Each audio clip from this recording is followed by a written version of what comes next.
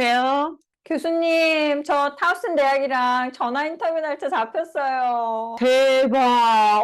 축하, 축하!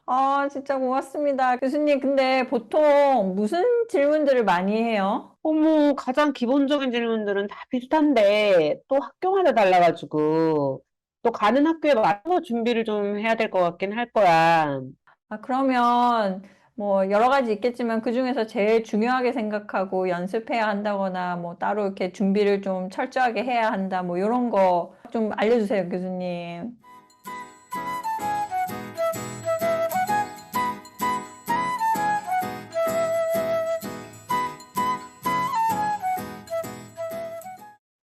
안녕하세요. 김교수들의 시시콜콜, 미국 사는 김교수들의 이야기의 홍보 김교수, 김양숙입니다. 안녕하세요. 광고 김 교수의 김유정입니다.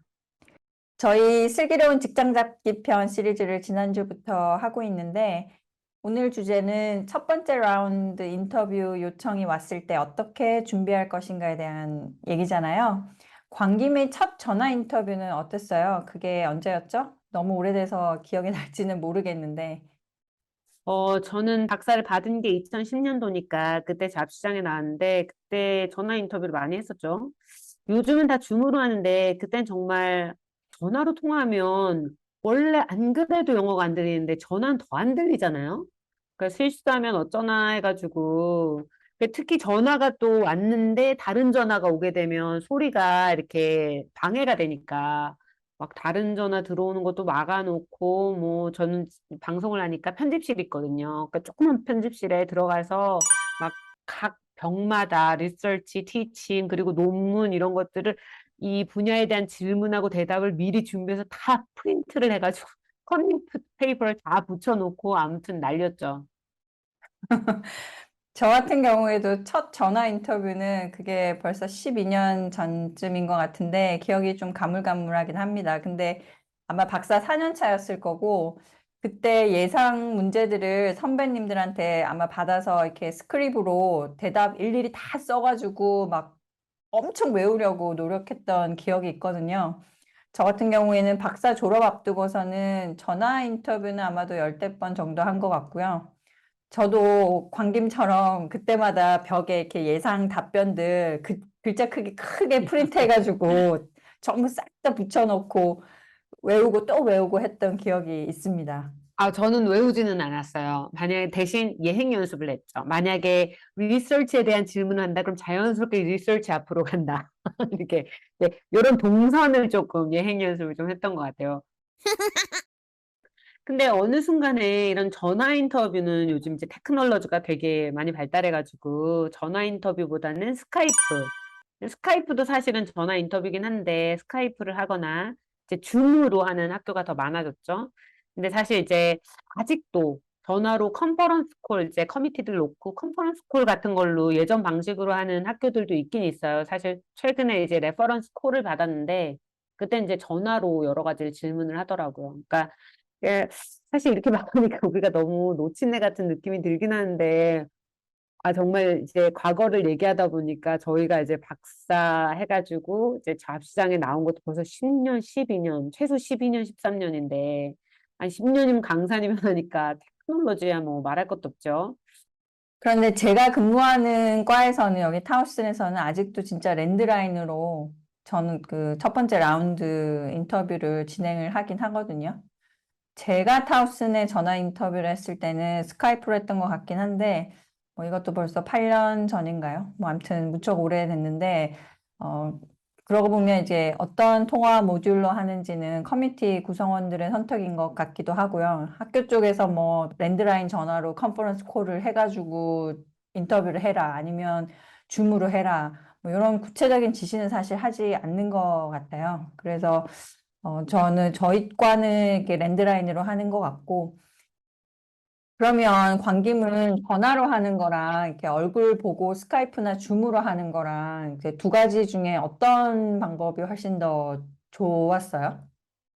전 당연히 스카이프나 줌입니다. 이제 사실 저처럼 이제 커닝 페이퍼에 의존하는 사람들은 아니 안 보이는 전화가 더 나은 거 아니야? 라고 하는데 사실 줌으로 커닝 가능하거든요.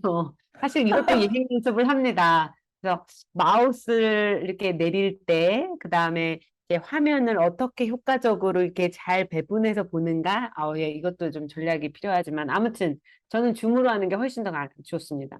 네, 새로운 팁을 또 알려주시는군요. 저도 개인적으로는 얼굴을 보고 하는 스카이프가 전화보다는 훨씬 더 좋았던 기억이 있고요. 이상하게도 MZ 세대가 아닌데도 미국 살면서 왠지 이렇게 전화 공포증? 뭐 이런 게 생겨가지고 전화로 인터뷰하는 건 진짜 힘들었어요. 아까 광님께서 말씀하셨지만 전화로 얘기를 하다 보면 저쪽 반응이 어떤지 도무지 알 수도 없고 대답을 하다가 잠깐 이렇게 집중이 흐트러지면 영어가 막 꼬이기 시작하고 막 횡설수설하고 이제 그때부터 이제 나 이제 완전 망했구나 뭐 이런 생각이 드니까 뭐 혼자 막 우왕좌왕 난리도 아니게 되는 상황이 되거든요. 그래서 전화를 하는 건 진짜 힘들었던 것 같아요. 그리고 사실 슬쩍슬쩍 이렇게 보고 이렇게 할 컨닝 페이퍼가 있긴 하지만 그걸 일일이 확인하면서 하는 게 저 같은 경우는 안 되고 아까도 말씀드렸지만 그래서 질문이 또 준비한 것이랑 똑같이 나오는 경우는 보통 몇 개밖에 안 되니까 그래서 이제 한번 꼬이기 시작하면 끝도 없이 꼬여가지고 막 망치고 그랬던 기억이 있습니다. 첫 라운드 인터뷰를 보통 캠퍼스로 부르는 최종 지원자 숫자의 한 3배 정도로 추려서 이제 하잖아요. 그래서 온 캠퍼스에 이제 3명을 부른다 치면 뭐 9명에서 10명 정도? 많게는 12명 정도까지 첫 번째 라운드 인터뷰를 진행하는데 이때 주로 묻는 질문들은 어느 정도 예상되는 질문들이 사실 많잖아요. 그렇죠. 그러니까 대부분 학교들이 일단 한두 개 정도 기본 질문들이 있고, 그리고 학교마다 조금씩 다르긴 하지만, 뭐, 티칭이나 연구 관련해서 구체적인 질문을 하기도 하고, 우리가 지난 에피소드에서도 말했지만 요즘 이제 뜨고 있는 DEI, 그러니까 Diversity, Equity and Inclusion, 그런 이런 글로벌 퍼스펙티브 때문에 이런 관련된 질문들을 많이 하죠. 그런데 여기에 대한 예를 들면, 인터내셔널이 많은 그런 외국 학생들의 많은 그런 교실 환경에서 어떻게 학생들이 잘 어울릴 수 있도록 하느냐, 그리고 어떻게 글로벌한 관점을 심어줄 수 있느냐, 그런 경험을 좀 나눠봐라, 뭐 이런 질문들이 있었던 것 같아요. 네, 막상 서치 커미트를 몇 번 하고 보니까 사실 질문들 자체 그 풀이라고 하죠. 그거는 어느 정도 정해져 있다는 걸 알았고요. 지금 제가 일하고 있는 학교는 또 반드시 물어야 하는 그 질문들의 큰 테두리라고 해야 되나요? 분야라고 해야 되나요? 아무튼 그 토픽들이 이렇게 딱딱 정해져 있어서 전화 인터뷰 단계에서, 그러니까 첫 번째 라운드 인터뷰 단계에서 한 지원자에게 할당되는 시간이 보통 한 2, 30분 정도인데, 뭐, 보통은 20분이고, 많이 뭐, 잡으면 한 30분? 그 정해진 시간 안에 최소한 1개 이상의 질문들을 5개인가 6개 분야를 반드시 다 커버해야 하거든요. 그래서 서치 커미티가 그첫 번째 라운드 인터뷰를 하시면은 아시겠지만 엄청 바쁘게 막 진행을 해요. 근데 음. 그게 사실 그럴 수밖에 없어요. 시간이 딱 정해져 있는지라. 그래서 그 대답은 솔직히 좀 장황하면 절대 안 되고, 또 너무 또 간결하면, 그렇습니다. 아니면 뭐, 네, 요런 게 도움이 되었습니다. 이렇게만 말해도 조금 너무 성의 없어 보여가지고, 그러니까 간결하지만, 핵심, 그리고 자신의 경험, 요런 것들을 잘 버무려가지고 질문에 답을 하는 게 좀 핵심이죠. 그러니까 주구리 대답이 길어지면은, 좀 서치 커미티가 중간에 말을 잘라서 좀 그것도 좀 이렇게 나이스하게 자르지만 미안하지만 우리가 다음 질문이 있어서 더 다른 대답은 나중에 좀 듣겠다라든가 뭐 이런 식으로 좀 잘라버리는 경우도 있었던 것 같아요. 맞아요. 그렇게 되면 이제 그 지원자 입장에서는 하면서 이제 약간 이제 평정심을 잃어버리고 그렇죠. 이제 그때부터 이제 내리막길을 막 이렇게 가기 시작하죠. 예, 맞아요. 그리고 이제 묻는 질문에 딱 맞게 대답을 하는 게 진짜 중요한데, 제가 기억하는 지원자들 중에는 사실 질문과 전혀 상관없는 답을 하는 경우도 제법 있었어요. 그래서 이런 경우에는 근데 바로 아웃입니다. 답을 모를 경우에는 뭐 질문을 받았는데 내가 딱 떠오르는 답이 없을 수도 있어요. 생각을 못 했을 수도 있고. 그러면은 그냥 오히려 센스 있게 뭐 그 질문은 사실 예상하지 못해서 준비를 못 했다. 근데 뭐 나의 경우는 이랬다 아니면 나라면 이렇게 할 거다 뭐 아니면 잠깐 뭐 한 몇 초간 생각하는 시간 가지는 거는 뭐 괜찮아요. 그걸 가지고 뭐라고 하진 않고요. 뭐 예를 들어서 티칭할 수 있는 과목들을 얘기해 봐라. 뭐 이런 짧은 질문이 들어올 경우에 일반적인 대답은 가르칠 수 있는 과목을 이렇게 단순히 나열해서 딱 끝나버리거나 아니면 뭐 준비가 안 된 지원자들은 그쪽 학교에서 현재 가르치기를 원하는 과목이랑 전혀 상관없는 막 과목 이름을 말하거나 뭐 그러거든요. 그러면 안 되고요, 당연히. 그리고 이제 아까 광김이 말씀하셨지만 그냥 짧게 단답형으로 말하는 것보다는 조금씩만 더 덧붙여서 왜 내가 이걸 잘 가르칠 수 있는지 그런 거를 이렇게 짧게 설명을 해주면 훨씬 더 설득력이 있겠죠. 아, 그리고 아예 답을 안 하거나 잘 모르겠다고 성의 없이 답해버리는 뭐 그런 것도 당연히 도움 안 된다는 거 알고 계시겠지만, 만약에 답을 모르겠다. 그러면은 아까 말씀드린 대로, 그거는 생각하지 못했는데, 뭐 나라면 이렇게 이렇게 하게 되니까 최대한 그 근접한 대답을 하는 게 맞는 것 같아요. 장황스러운 답변은 오히려 역효과를 내고, 짧고 간결하면서도 딱 핵심을 딱 집어서 대답하는 그런 게 진짜 중요합니다. 아니, 지금 이제 얘기를 듣다 보니까 우리 한국에는 면접 그 학원이 있잖아요. 이렇게 어떻게 준비해라. 옷은 어떻게 입어라. 진짜요? 네, 그래서 이제 그 입사 그 면접에 따라서 뭐 물론 스튜어디스 뭐 이렇게 각자 분야에 따라 다르지만 아무튼 뭐 대답을 할 때는 뭐 질문자의 눈을 봐라, 뭐 코를 봐라, 뭐 아니면 이런 질문들은 이렇게 대답하는 게 좀 좋다 이런 학원이 있는데 이런 것도 저희가 이런 그 잡 인터뷰 준비를 위한 학원 이런 걸 저희가 차리면 참 좋겠다 생각하지만 사실 이게 저희들 학원이라고 생각하시고 여러분들은 저희 애들의 에피소드를 열심히 구독해 주시고 좋아요를 눌러 주시면서 돈을 내지 않으시고 네, 잘 들어주시면 좋겠습니다. 보통 어떤 질문들이 공통 질문들이고, 그리고 이제 학교별로 이렇게 예상할 수 있는 그런 질문들은 그런 어떤 자료를 바탕으로 준비를 하면 좋을까요? 일단 job description을 잘 숙지하고 그 자신이 이 포지션에 딱 맞는 아주 훌륭한 지원자라는 사실을 이렇게 깨알같이 어필하는 게 중요하죠. 그래서 1차 서류 심사에서 통과를 했다는 얘기는 지원 자격 요건은 이제 보통 이상으로 만족한다. 뭐 이런 얘기이기 때문에 첫 번째 라운드 인터뷰에서는 나는 커뮤니케이션 전공 교수로서 그 포지션마다 좀 세부 전공이 이렇게 이름이 주어질 수 있죠. 뭐 광고 전공, 뭐 PR 아니면 저널리즘 아니면 뭐 헬스컴 뭐 커뮤니케이션 앤 테크놀로지 뭐 이런 쪽으로 이렇게 세부 전공 교수로서 커뮤니케이션에 아무 문제가 없고 나는 진짜 잘한다. 말도 잘한다. 뭐 이런 인상을 주는 게 중요한 것 같고요.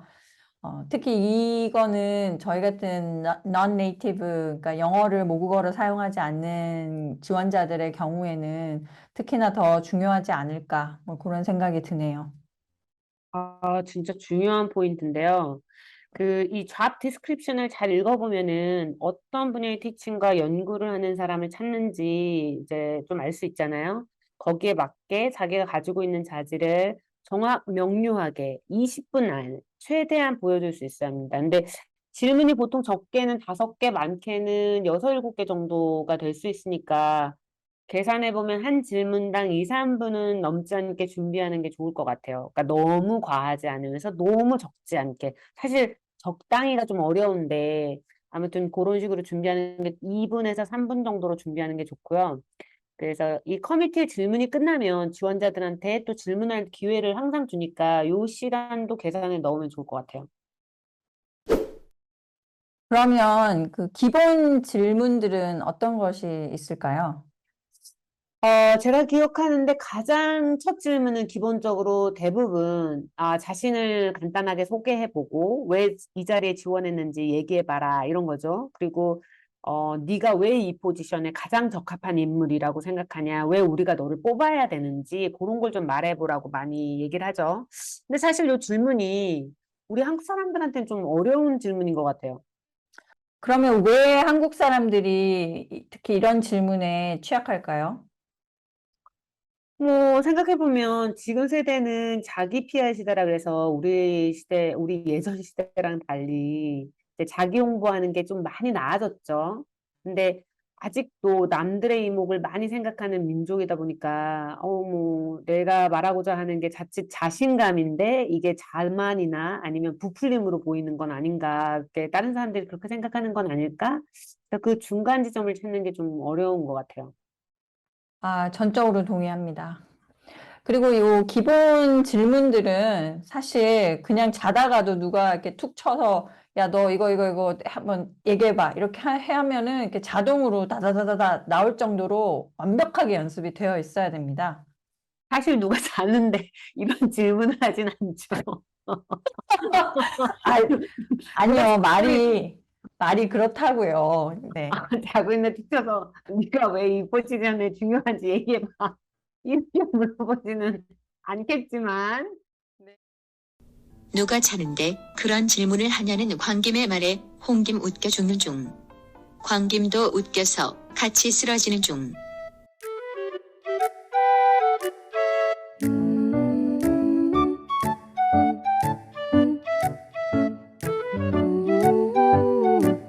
김 교수들의 시시콜콜